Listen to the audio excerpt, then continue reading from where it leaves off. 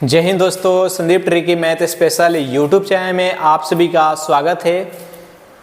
Bihar police constable जिसमें total post है 21,391। जितने भी कैंडिडेट बिहार पुलिस कांस्टेबल का फॉर्म भरे थे और रिटन एग्जाम दिए थे तो उनके मन में एक सवाल चल रहा था, जो कि सवाल लाजमी था, बहुत बेहतरीन सवाल है कि बिहार पुलिस कांस्टेबल में डॉक्यूमेंट्स वेरिफिकेशन में कैरेक्टर सर्टिफिकेट लगता है या नहीं। कैरेक्टर कैसे जांच किया जाता है, बिहार पुलिस कांस्टेबल में कैरेक्टर कैसे जांच किया जाता है। तो आज के सेशन में जानेंगे कि बिहार पुलिस कांस्टेबल का जो डॉक्यूमेंट्स वेरिफिकेशन होता है, पहली बात कि दो जगह डॉक्यूमेंट्स वेरिफिकेशन होता है, तो डॉक्यूमेंट्स वेरिफिकेशन में कैरेक्टर सर्टिफिकेट लगता है या नहीं। तो चलिए आज के सेशन स्टार्ट करते हैं। तो देखिए, जब भी आप आर्मी के बहाली में जाइएगा तो वहाँ पर आप लोगों को कैरेक्टर सर्टिफिकेट मांगा जाता है, लेकिन आप बिहार पुलिस में जाइएगा तो पहला आप लोग का डॉक्यूमेंट्स जो वेरिफिकेशन होगा तो वह गर्दनी बाग में होगा। अब किन कैंडिडेट का डॉक्यूमेंट्स वेरिफिकेशन होगा इसके बारे में जानते हैं। तो देखिए, जिस डेट का आपका फिजिकल होगा उस डेट में तो आप वहाँ पर फिजिकल कीजिएगा, यानी रनिंग कीजिएगा, हाई जंप कीजिएगा, गोला हो गया, हाइट नापा जाएगा, चेस्ट नापा जाएगा।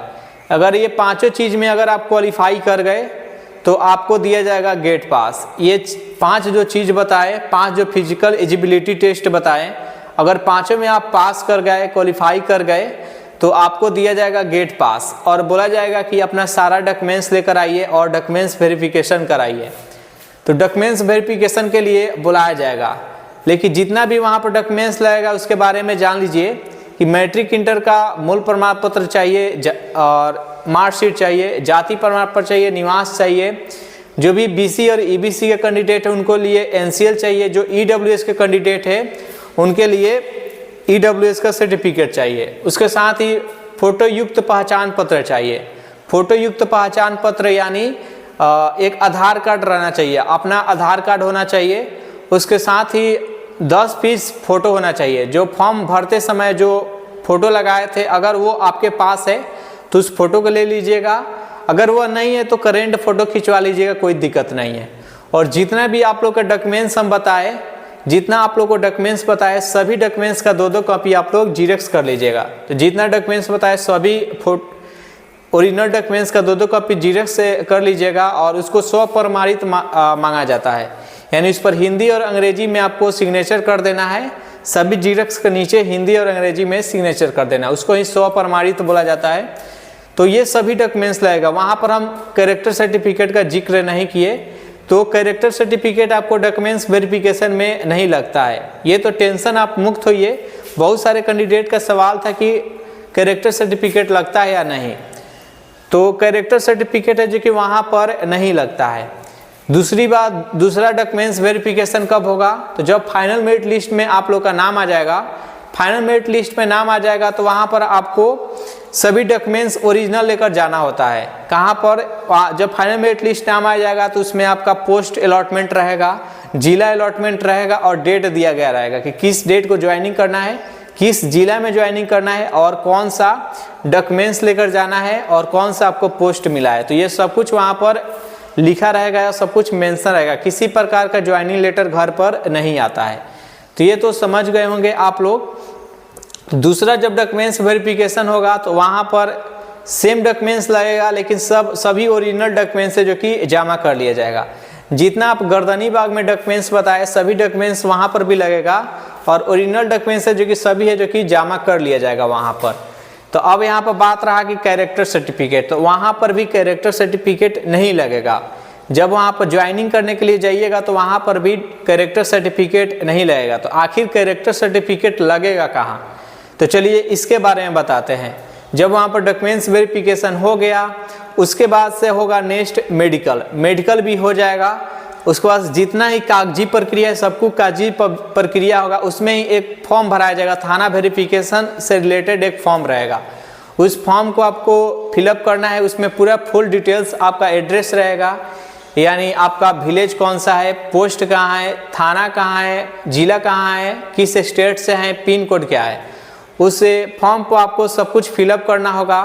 फिलअप करने के बाद से उसी पर बोला जाएगा कि आप 2 व्यक्ति का नाम बताइए। जो आपका घर है, पिताजी के नाम, माता का नाम, सब कुछ रहता है, उस पर 2 व्यक्ति का नाम लिखना होता है।